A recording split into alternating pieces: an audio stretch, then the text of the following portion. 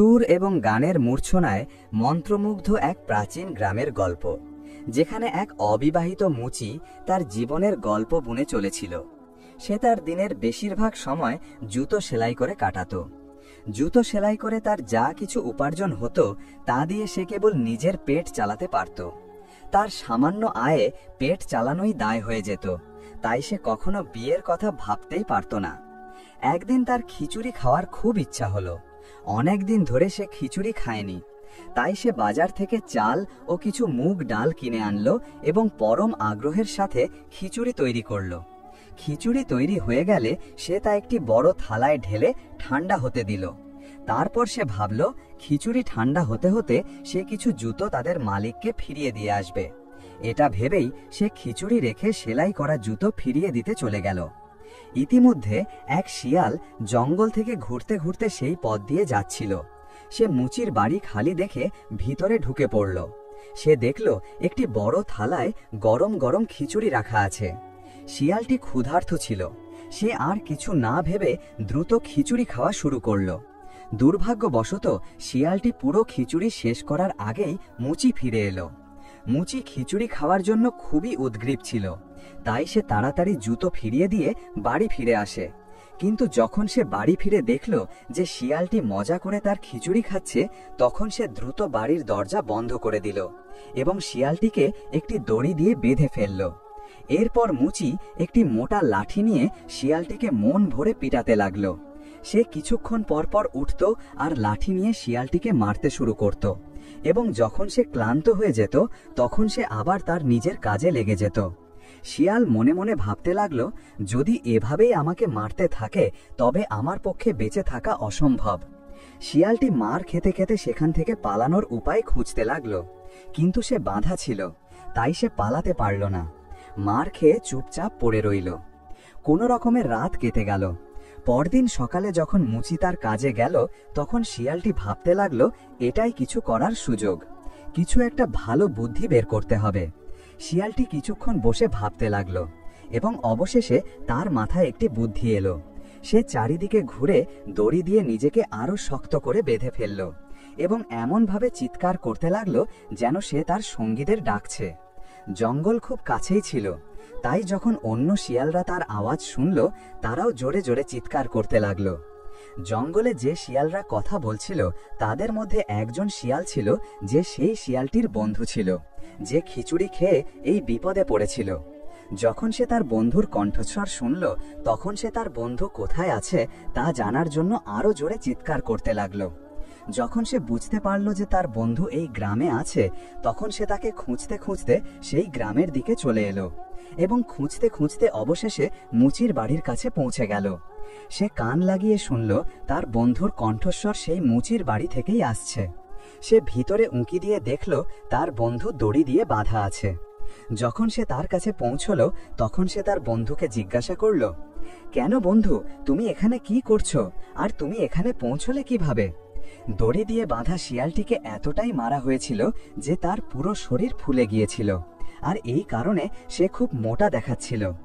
যখন সে তার বন্ধুকে কাছে দেখল, তখন সে তার ব্যথা লুকাতে কিছুটা হেসে বলল, আমরা তো মজা করছি বন্ধু, তুমি তো জঙ্গলে ঘুরে বেড়াও। অন্য শিয়ালটি যখন তাকে দেখল, তখন সত্যিই তাকে মোটা দেখাচ্ছিল। সে তাকে জিজ্ঞাসা করল, তারপরও তুমি আমাদের বলো যে তুমি এই সফলতা কিভাবে পেলে? দড়ি দিয়ে বাঁধা শিয়ালটি খুব চালাকি এবং বুদ্ধিমত্তার সাথে বলল, আমি তোমাকে এই রহস্য বলতে রাজি আছি, তবে একটি শর্তে। সেটা কি, আমাকে তাড়াতাড়ি বলো, অন্য শিয়ালটি বলল। শর্তটি হলো যে তুমি কাউকে কিছু বলবে না। না, একদমই না। তুমি আমার থেকে প্রতিশ্রুতি নিতে পারো যে আমি কাউকে কিছু বলবো না। এই শুনে দড়ি দিয়ে বাঁধা শিয়ালটি বলল, আসলে কথাটি হলো, আমাকে একজন অত্যন্ত দয়ালু এবং ভালো মানুষ ধরে নিয়েছেন। তিনি আমার খুব যত্ন নেন। তুমি কি দেখতে পাচ্ছ না যে তিনি আমাকে কিভাবে দড়ি দিয়ে বেঁধে রেখেছেন, যাতে আমি নিজেকে ছাড়িয়ে এখান থেকে না চলে যাই? তারপর সে নিজের ওপর বাঁধা দড়িগুলোর দিকে ইশারা করে বলল, দেখো, আমি অতটা মোটা হয়ে গেছি। এই লোকটি আমাকে প্রতিদিন হালুয়া পুরি খাওয়ায়। অন্য শিয়ালটি তার কথা শুনছিল এবং মনে মনে ভাবছিল, যদি এই সুযোগটি আমি পেতাম। হালুয়া পুরির নাম শুনেই তার মুখে জল চলে এলো। বাঁধা শিয়ালটি যখন দেখল যে তার বন্ধু তার ফাঁদে পড়ে গেছে, তখন সে ধীরে ধীরে খুব গোপনীয়তার সাথে বলতে লাগলো, তুমি আমার বন্ধু, আমি তোমার জন্য এটি করতে পারি যে তুমি আমার দড়িগুলো খুলে দাও এবং আমি তোমাকে আমার জায়গায় বেঁধে দিই, আর এভাবে তুমিও 2-3 দিনের মধ্যে আমার মতো মোটা হয়ে যাবে এবং খুব মজা করবে। বাইরে থেকে আসা শিয়ালটি বোকা তো হয়েই গিয়েছিল, তাই সে খুশি হয়ে বলল, হ্যাঁ বন্ধু, এটি ভালো, তোমার দয়ায় আমিও 2-4 দিন হালুয়া পুরি খাবো। নাও, আমি তোমার দড়িগুলো খুলে দিচ্ছি এবং তুমি আমাকে তোমার জায়গায় বেঁধে দাও। এরপর সে বাঁধা শিয়ালটির দড়িগুলো খুলে দিল। বাঁধা শিয়ালটি নিজে মুক্ত হয়ে তাকে সেখানে বেঁধে দিল এবং সেখান থেকে চলে গেল। এদিকে যখন মুচি তার কাজ থেকে বাড়ি ফিরে এলো, তখন সে কাছে পড়ে থাকা লাঠিটি হাতে তুলে নিল এবং শিয়ালটিকে মারতে শুরু করলো। সে তো জানতো না যে এটি সেই শিয়াল না অন্য কেউ। সে তার রাগ মেটানোর জন্য শিয়ালটির ওপর এমন লাঠি চালালো যে সে শুধু চিৎকার করতে লাগলো। সে খুব ভয় পেয়ে গেল যে এটি কেমন হালুয়া পুরি যা সে পাচ্ছে। যাই হোক, কিছুক্ষণ সে চুপচাপ মার খেতে থাকলো, কিন্তু যখন সে দেখল যে মুচি কোনো মতেই থামছে না, তখন সে মুচিকে বলল, তুমি আমাকে এভাবে কেন মারছো? আমি তোমার কি ক্ষতি করেছি? এদিকে যখন মুচি শিয়ালটিকে দেখল যে সে মানুষের মতো কথা বলছে, তখন সে খুব অবাক হলো এবং ভাবতে লাগলো যে এর আগে তো সে কথা বলতো না। সে মনে মনে ভাবল, নিশ্চয়ই সে আগে আমাকে বোকা বানাচ্ছিল, তাই সে আমার সাথে কোনো কথা বলেনি, আর এখন হয়তো সে খুব বেশি মার খেয়েছে, তাই আমার সাথে কথা বলতে শুরু করেছে।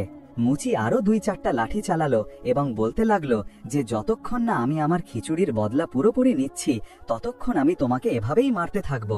বলো, তুমি আমার খিচুড়ি কেন খেলে?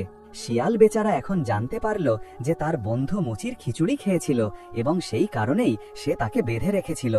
সে মুচিকে বলল, আমি তোমার কোনো খিচুড়ি খাইনি। তারপর সে বলল, আমি যখন এখানে এসেছিলাম তখন এখানে একটি শিয়াল দড়ি দিয়ে বাঁধা ছিল। সে আমাকে বলল যে যদি তুমি এখানে আমার জায়গায় বাঁধা থাকো তবে প্রতিদিন হালুয়া পুরি খেতে পাবে। তাই আমি তাকে এখান থেকে খুলে দিয়েছি এবং সে নিজে আমাকে তার জায়গায় বেঁধে রেখে এখান থেকে চলে গেছে, আর এখন তুমি এসছো আর এসেই আমাকে মারতে শুরু করেছো। শিয়ালটির সমস্ত কথা শুনে মুচি বলল, আমি তোমার সব চালাকি জানি। এই কথা বলে সে আরো 2-4টা লাঠি শিয়ালটির কোমরে মেরে দিল। এখন শিয়ালটি আরো বেশি ভয় পেয়ে গেল এবং ভাবতে লাগলো যে এই লোকটা তো আমাকে মেরেই ফেলবে। এরপর সে মুচির কাছে মিনতি করতে লাগলো, যদি তুমি আমাকে মুক্ত করে দাও তবে আমি তোমার বিয়ে বাদশাহের মেয়ের সাথে করিয়ে দেব। শিয়ালটি যখন বলল, কি বললে? মুচির মুখ হা হয়ে গেল। বাদশাহের মেয়ের সাথে আমার বিয়ে? সে খুব অবাক হয়ে জিজ্ঞাসা করল, তুমি কি বলছো? কোথায় আমি গরিব মুচি আর কোথায় বাদশাহের মেয়ে? তুমি কি আমাকে বোকা বানাচ্ছ?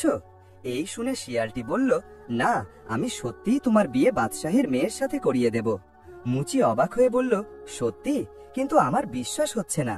শিয়ালটি বলতে লাগলো, আমি তোমাকে প্রতিশ্রুতি দিয়ে বলছি যে আমি আমার কথা রাখব। শিয়ালটির এই আশ্বাস পাওয়ার পর মুচি তাকে মুক্ত করে দিল। মুক্ত হওয়ার পর শিয়ালটি মুচিকে বলল, তুমি বাড়িতে অপেক্ষা করো, আমি খুব শীঘ্রই তোমার জন্য সুসংবাদ নিয়ে আসব। এই কথা বলে শিয়ালটি সেখান থেকে বিদায় নিল। শিয়ালটি গ্রাম থেকে বেরিয়ে নদীর ধারে পৌঁছল। সে নদী পার হলো এবং অন্য পারে পৌঁছে সে মানুষের রূপ ধারণ করল। নদীর ওপারে অন্য এক বাদশাহের রাজত্ব ছিল, যার প্রাসাদ নদী থেকে কিছু দূরেই অবস্থিত ছিল। সে নিজেকে একজন দূত হিসাবে তৈরি করে বাদশাহের দরবারে পৌঁছল। বাদশাহ তাকে দেখে জিজ্ঞাসা করলেন, হে অপরিচিত, তুমি কে এবং এখানে কি কারণে এসেছ? জবাবে সে মাথা নত করে বলল, হে বাদশাহ সালামাত, আমি আপনার প্রতিবেশী দেশের বাদশাহের দূত। বাদশাহ যখন এটি শুনলেন তখন তিনি তার সাথে খুব সম্মানের সাথে ব্যবহার করলেন এবং তাকে নিজের কাছে বসার জায়গা দিলেন এবং জিজ্ঞাসা করলেন, হে দূত, বলো যে তোমার বাদশাহের আমাদের জন্য কি বার্তা আছে? দূত আদবের সাথে বলল, হে বাদশাহ, আমাদের বাদশাহ এখনো অবিবাহিত এবং তিনি আপনার মেয়ের জন্য বিয়ের প্রস্তাব পাঠিয়েছেন। ভাগ্যক্রমে সেই বাদশাহের একটিই মেয়ে ছিল এবং সে যুবতী ছিল। বাদশাহ তার সম্পর্ক নিয়ে চিন্তিত ছিলেন এবং তিনি এই অপেক্ষায় ছিলেন যে কোনো রাজ্য থেকে তার মেয়ের জন্য প্রস্তাব আসবে। যখন তিনি দেখলেন যে প্রস্তাব নিজে থেকেই এসেছে তখন তিনি খুব খুশি হলেন। তিনি দূতকে বললেন, আমরা এই সম্পর্ক মঞ্জুর করছি, এবং তিনি একই সাথে বিয়ের তারিখও ঠিক করে দিলেন এবং দূতকে অনেক মূল্যবান উপহার দিয়ে বিদায় করলেন। দূত সেখান থেকে বিদায় নিয়ে আবার নদীতে এলো এবং সেখানে পৌঁছে আবার শিয়াল রূপ ধারণ করল এবং নদী পার করে সোজা গ্রামের দিকে চলে গেল। গ্রামে পৌঁছে সে সোজা মুচির বাড়িতে পৌঁছল। সামনে মুচি তার অপেক্ষায় ছিল। তাকে দেখেই খুশি হয়ে বলল, কি সুসংবাদ নিয়ে এসেছো? শিয়ালটি খুব শান্তভাবে উত্তর দিল, তোমার বিয়ের কথা ঠিক হয়ে গেছে এবং অমুক তারিখে তোমার বিয়ে। এই শুনে মুচি ভয় পেয়ে বলল, কিন্তু আমার কাছে তো একটিও পয়সা নাই। এই শুনে শিয়ালটি বলল, তুমি চিন্তা করো না। শিয়ালটি এই কথা বলেই মুচিকে হতবাক করে সেখান থেকে চলে গেল। আসলে মুচি এখনো বিশ্বাস করতে পারছিল না যে তার বিয়ে কোনো বাদশাহের মেয়ের সাথে হতে যাচ্ছে। এটা অসম্ভব ছিল। কিন্তু যখন সেই নির্দিষ্ট তারিখে শিয়ালটি খুব ভোরে তার কাছে পৌঁছল, তখন সে আরো অবাক হলো এবং শিয়ালটি তাকে বলল, তাড়াতাড়ি করো, আমার সাথে চলো, আজ তোমার বাদশাহের মেয়ের সাথে বিয়ে। মুচির কাছে আর কি বা সাজ সরঞ্জাম ছিল। সে চুপচাপ শিয়ালটির পিছনে পিছনে চলল এবং শিয়ালটি তাকে সাথে নিয়ে গ্রামের বাইরে সেই নদীর কাছে পৌঁছল। সেই সময় নদীর ধারে একজন ধোপা কাপড় ধোয়ার জন্য এসেছিল।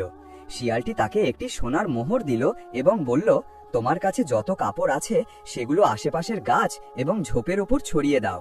ধোপাটি বিনামূল্যে একটি সোনার মোহর পেয়ে গিয়েছিল। তার আর কি চাই? সে যে কাপড়গুলো ধোয়ার জন্য গর্ত বেঁধে এনেছিল, শিয়ালটির কথা মতো সেগুলো নদীর কাছে ঝোপ এবং গাছের ওপর ছড়িয়ে দিল। শিয়ালটি যখন দেখল যে সে কাপড়গুলো ছড়িয়ে দিয়েছে, তখন সে একজন তুলো বিক্রেতার কাছে গেল এবং তাকে একটি সোনার মোহর দিয়ে বলল, তুমি ধোয়া তুলোর কিছু বান্ডিল নদীর ধারের কাছে পৌঁছে দাও। তুলো বিক্রেতা লোকটি সোনার মোহর নিয়ে ধোয়া তুলোর কিছু বান্ডিল নদীর ধারের কাছে পৌঁছে দিল এবং যখন এই সবকিছু হয়ে গেল, তখন শিয়ালটি মুচিকে বলল, আমি যা বলি তুমি তাই করবে। মুচি বলল, হ্যাঁ, তুমি যা বলবে আমি তাই করব। এরপর শিয়ালটি মুচিকে বোঝাতে লাগলো যে সে নদীর ওপারে যাচ্ছে আর তুমি আমাকে এখান থেকে ওপারে যেতে দেখতে থাকবে। যখন তুমি আমাকে দেখবে যে আমি বাদশাহের প্রাসাদে প্রবেশ করছি, তখন তুমি ধোপাকে বলবে যে সে তার সব কাপড় নামিয়ে নিয়ে যাক যা সে গাছ এবং ঝোপের ওপর ছড়িয়ে দিয়েছে। এরপর তুমি ধোয়া তুলোর বান্ডিলগুলো একসাথে করে অল্প অল্প তুলো নদীতে ফেলা শুরু করে দেবে। বাকি সবকিছু আমি নিজে ঠিক করে নেব। শিয়ালটি মুচিকেই নির্দেশ দিয়ে নিজে সাঁতার কেটে নদীর অন্য পারে পৌঁছে গেল। অন্য পারে পৌঁছে সে আবার দূতের রূপ ধারণ করলো এবং বাদশাহের প্রাসাদের দিকে চলে গেল। অন্যদিকে বাদশাহ শাহজাদির বিয়ের জন্য পুরো প্রস্তুতি নিয়ে বসেছিলেন এবং রাজকীয় বরযাত্রীর অপেক্ষায় ছিলেন। তিনি এই অপেক্ষায় প্রাসাদের ছাদে উঠে দেখলেন ধোপাটি যে কাপড়গুলো গাছ এবং ঝোপের ওপর ছড়িয়ে দিয়েছিল, সেগুলো দেখে বাদশাহের মনে হলো যেন বরযাত্রী নদীর ওপারে তাঁবু ফেলে রেখেছে এবং এখানে পৌঁছতে চলেছে, এবং তিনি এই অপেক্ষায় বসেছিলেন। শিয়ালটি যখনই দূতের রূপে বাদশাহের প্রাসাদে পৌঁছল, পিছনে মুচি শিয়ালটির নির্দেশ অনুসারে ধোপাকে বলল যে সে তাড়াতাড়ি তার সব কাপড় গাছ এবং ঝোপের ওপর থেকে নামিয়ে নিক। এরপর সে তাড়াতাড়ি ধোয়া তুলোর বড় বড় গুচ্ছ নদীতে ফেলতে লাগলো। নদীতে তুলোর গুচ্ছগুলো ভাসতে ভাসতে দূর থেকে এমন দেখাচ্ছিল যেন বড় বড় নৌকা নদীতে ডুবছে এবং ভাসছে। ওদিকে দূত যখনই বাদশাহের প্রাসাদে পৌঁছল, তখন সে কান্নাকাটি শুরু করে দিল। তাকে এভাবে কাঁদতে দেখে বাদশাহ খুব চিন্তিত হলেন এবং তাকে জিজ্ঞাসা করতে লাগলেন, তোমার কি হয়েছে এবং শাহজাদির বরযাত্রী কোথায়? বাদশাহ সালামত, খুব খারাপ হয়েছে। আমাদের বাদশাহ বরযাত্রী নিয়ে নদী পার হচ্ছিল, তখনই ভয়ঙ্কর ঝড় এলো। সমস্ত সাজ সরঞ্জাম, আমির ওমরা, আত্মীয় স্বজন এবং সেনাবাহিনীর লোকেরা নৌকা সমেত ডুবে গেল। আর আমাদের হবু জামাই কোথায়? সেও কি ডুবে গেছে? বাদশাহ চিন্তিত হয়ে জিজ্ঞাসা করলেন। এই শুনে দূত বলল, বাদশাহ সালামত, ভাগ্যক্রমে আমি এবং বাদশাহী বেঁচে আছি, আর তিনিও শুধু শরীরের পোশাকেই আছেন এবং বাদশাহ সালামতের পোশাকও ছিঁড়ে গিয়েছিল। একজন গরিব লোকের কাছ থেকে কাপড় নিয়ে তাকে পরানো হয়েছে, কিন্তু তিনি এখন কোথায় আছেন? বাদশাহ চিন্তিত হয়ে জিজ্ঞাসা করলেন। হুজুর, এই মুহূর্তে তিনি নদীর ওপারে একা বসে আছেন।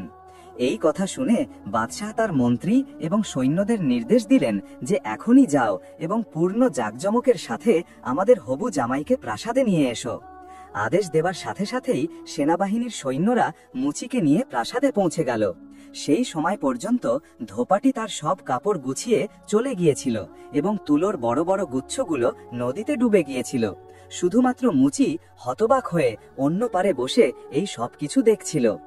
এরপর মুচিকে নৌকার মাধ্যমে নদী পার করানো হলো এবং খুব জাঁকজমকের সাথে বাদশাহের প্রাসাদে পৌঁছে দেওয়া হলো। যখন বাদশাহ তার হবু জামাইকে জীবিত পেলেন, তখন তাকে দেখে খুব খুশি হলেন এবং এভাবেই শাহজাদি এবং মুচির বিয়ে খুব ধুমধাম করে দেওয়া হলো। বিয়ের পর দূত বাদশাহকে বলল, হুজুর, যদি অনুমতি দেন তবে একটি কথা বলতে চাই। বাদশাহ বললেন, অবশ্যই বলো, আমার তরফ থেকে অনুমতি আছে। দূত খুব আদবের সাথে বলল, হুজুর, আপনার জামাইয়ের সবকিছু লুণ্ঠিত হয়েছে। মা, বাবা, আত্মীয় স্বজন, আমি রমরা সবাই ডুবে গেছেন, আর এখন তিনি একেবারেই একা।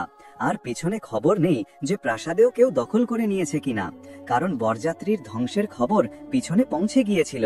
তাই তাদের ফিরে যাওয়া অর্থহীন, কেননা তাকে এখানেই থাকার জন্য বাধ্য করা হোক। ভাগ্যক্রমে বাদশাহ আগেই এমনটা ভাবছিলেন। বাদশাহের একটিই মেয়ে ছিল এবং তিনি তাকে খুব ভালোবাসতেন। তার দূতের এই কথা খুব পছন্দ হলো। তিনি মনে মনে ভাবলেন, এভাবে তার মেয়েও তার চোখের সামনে থাকবে এবং তার রাজত্বে তার হাত বাড়ানোর জন্য একজন পেয়ে যাবেন। তিনি দূতকে বললেন, আমাদের জামাই কি এই কথা মেনে নেবেন? দূত সাথে সাথেই বলল, হুজুর, এই বিষয়টি আপনি আমার ওপর ছেড়ে দিন, আমি তাকে রাজি করিয়ে নেব। বাদশাহ খুশি ছিলেন যে এখন তার মেয়ে তার চোখের সামনেই থাকবে।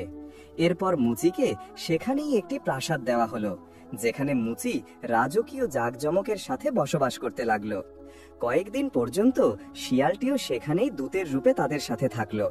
তারপর একদিন মুচিকে বলল, দেখো, আমি তোমাকে যে প্রতিশ্রুতি দিয়েছিলাম তা পূরণ করে দিয়েছি।